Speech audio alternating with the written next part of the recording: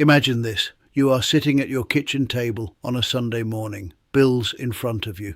Not because you are in crisis, because you are a responsible person who keeps track of things, who knows where the money goes, and you notice something. The numbers are higher than they were a year ago, not dramatically, not in a way that made the news, but higher. The energy bill, higher. The council tax, higher. The cost of the weekly shop, higher. The mortgage payment when you had to remortgage last year, higher.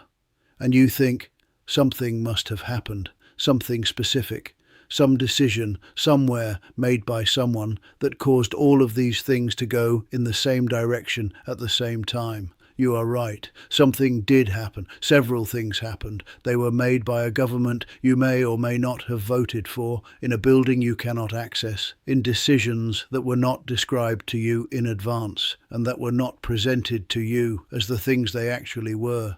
They were not described as bills arriving at your kitchen table. They were described as investments, as fairness, as the responsible management of public finances after years of conservative misrule.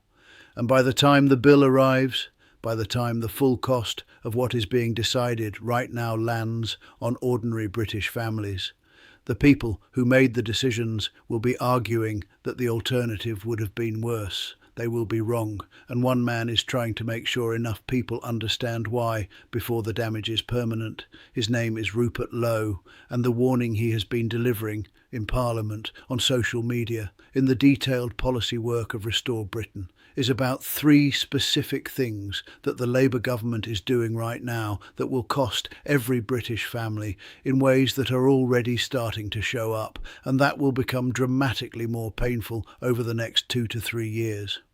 By the end of this video, you are going to understand exactly what those three things are, exactly how the costs flow from government decision to family budget, and exactly why the political framing around all three has been designed to obscure rather than illuminate what is actually happening to your money. This is not a party political broadcast. This is financial analysis of policy decisions that affect every household in Britain, regardless of how they vote. Thing 1. The employer national insurance increase and what it is actually doing to your wages. Let us start with the policy that Lowe has described as the single most damaging economic decision the Labour government has made: the increase to employer national insurance contributions. Here is what happened and how it was framed. The government announced an increase in the rate of national insurance that employers pay on the wages of their staff. The rate went up. The threshold at which employers begin paying it came down. Combined, the effect was a significant increase in the cost to every employer of every employee on their payroll. The government framed this as a tax on employers, on businesses, on corporations, on the large and profitable entities of British commerce that could absorb additional cost, not a tax on workers, a tax on their employers. This framing is, in the assessment of virtually every mainstream economist who has examined it, fundamentally misleading. Here is the economic reality that the political framing obscures. An employer does not experience their employee purely as a wage. They experience them as a total cost. The wage plus the employer national insurance plus the pension contribution plus the employer liability insurance plus the costs of compliance and administration. Total employment cost. That is the number that determines whether an employer can afford to hire someone, whether they can afford to give someone a pay rise, whether they can afford to retain someone at a time of business difficulty. When employer national insurance goes up, total employment cost goes up. The employer has three options. Option 1, absorb the cost from profit margins. This is the option the government implicitly assumed when it described the policy as a tax on employers. It is the option that most businesses with thin margins and limited pricing power cannot choose because their margins cannot absorb it. Option 2, pass the cost to consumers through higher prices. This is the option that businesses with pricing power, those that sell essential goods and services in markets where customers have limited alternatives, will choose. It is inflationary. It directly increases the cost of goods and services that British families buy. It is a hidden tax on consumption disguised as a cost on production. Option 3. Reduce employment costs through lower wages, reduced hours, reduced headcount, or hiring freezes. This is the option that most directly affects workers. And it is the option that the evidence from the business surveys conducted since the policy was announced suggests is the most common response. The British Chambers of Commerce surveyed its members after the announcement. The response was unambiguous. A significant majority of businesses said they planned to reduce hiring. A significant minority said they planned to reduce headcount. A large proportion said they planned to limit wage growth to offset the increased national insurance cost. Wage growth is the primary mechanism through which ordinary British workers improve their living standards. Limiting wage growth is not a policy effect that shows up on a government spreadsheet as a cost to workers. It shows up in your pay packet as a rise that did not happen, as a promotion that was not created, as a job that was not advertised because the employer calculated that the total employment cost made it unviable. Lowe's argument, and it is economically sound, is that the employer national insurance increase is a tax on workers that has been presented as a tax on their employers. The cost does not stay with the business. It flows through the business to the people who work there in the form of wage suppression and to the people who buy from them in the form of higher prices. Both of those things are already happening. The wage suppression is visible in business surveys. The price increases are visible in the inflation data, and neither of them appears on any government communication as a consequence of the national insurance decision. The average British family will pay this tax through their frozen wages and their higher shopping bills, not through a deduction on their pay slip that they can see and challenge, through a diffuse, invisible, impossible to attribute cost that the government will never have to defend directly because nobody can draw a straight line from their individual experience to the specific policy that caused it. Lowe drew that line in Parliament with data, and the response from the government benches was to argue about framing rather than to dispute the economics. Number 2. The energy transition timeline and who is actually paying for it. The second thing that Labour is doing right now that every British family will pay for is the acceleration of the energy transition, specifically the commitment to a fully decarbonised electricity grid at a pace and in a manner that transfers the cost of the transition from the general public treasury to the individual energy consumer. Let us be clear about what this argument is not. It is not an argument against addressing climate change. It is not an argument against renewable energy. It is not a denial of the science of global warming or a claim that the energy transition should not happen. It is an argument about who pays for it. And right now, the answer to that question, embedded in the structure of the policies being implemented, is that ordinary British households pay for it through their energy bills, directly, unavoidably, often without understanding that what they are paying for is not their own energy consumption, but the infrastructure cost of a national transition programme that benefits the whole of society. Here is how it works. When a wind farm is built in the North Sea, it does not simply generate cheap electricity that flows to consumers at a low price. It is built under a contract structure called a contract for difference that guarantees the developer a fixed price per unit of electricity generated, regardless of the wholesale market price.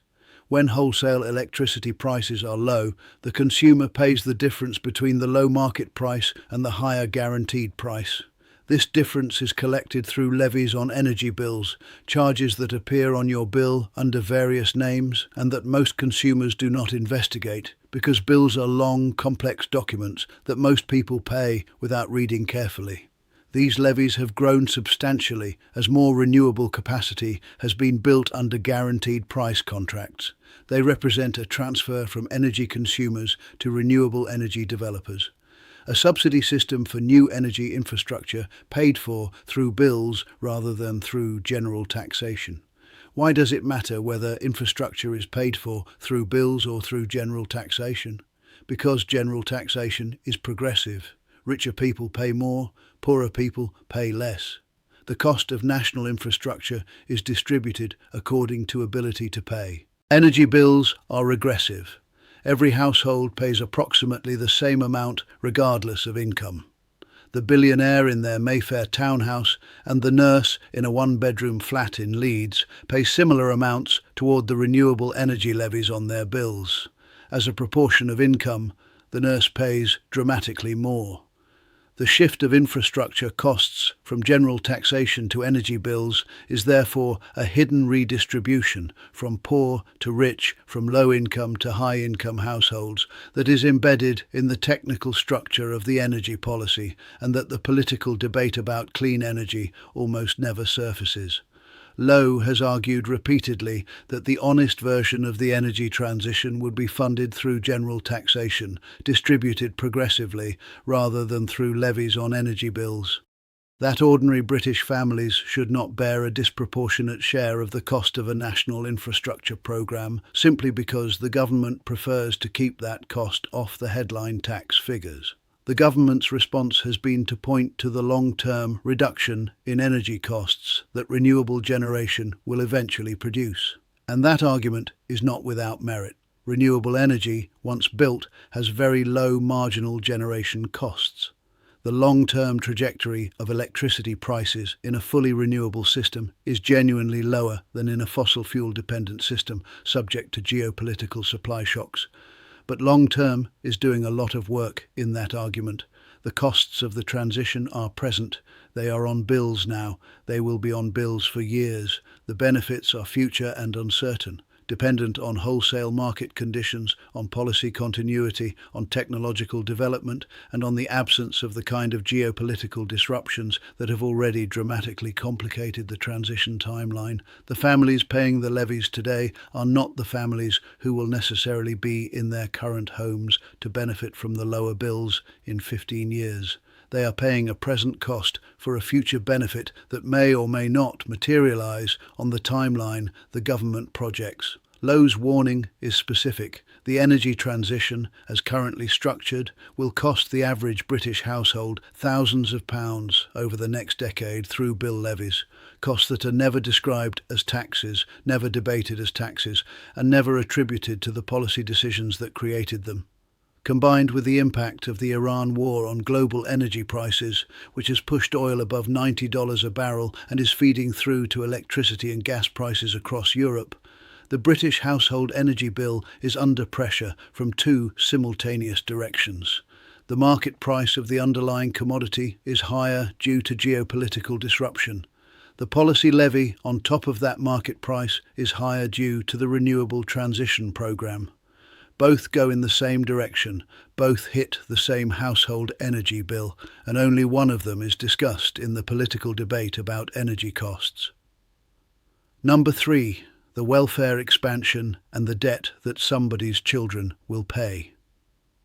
The third thing is the one that Lowe argues is the most dangerous of all. Not because its immediate impact is the largest. The national insurance increase is probably more immediately painful for more people, but because its long-term consequences are the most irreversible. It is the expansion of welfare spending without a credible plan to fund it. The numbers here are stark. Welfare spending in Britain has reached £333 billion annually. It has grown by £18 billion in a single year. It now represents the largest single line item in the entire government budget, larger than the NHS, larger than education, larger than defence, larger than any other public expenditure category. And it is growing, not because of a temporary crisis that will resolve, not because of a specific identifiable event that increased demand for a defined period, because of structural decisions about eligibility, about assessment criteria, about the management of the migration system and the housing costs that flow from it, that have permanently shifted the level of welfare spending upward. Lowe's argument is not that welfare is wrong, it is that welfare spending that exceeds what a country can sustainably fund is not kindness. It is a transfer of cost from the present generation to the next one, a decision by people who will not have to pay the bill to spend money that will be repaid by people who are currently children or who have not yet been born. The Office for Budget Responsibility, the government's own independent forecaster, has confirmed that tax as a percentage of GDP is heading toward 38%, the highest since the Second World War. That figure represents what is required to fund current spending commitments at current debt levels. £333 billion in annual welfare spending and growing is a significant contributor to that figure. And unlike some government expenditure, welfare spending is politically extremely difficult to reduce once it has been increased. The people receiving it become a constituency.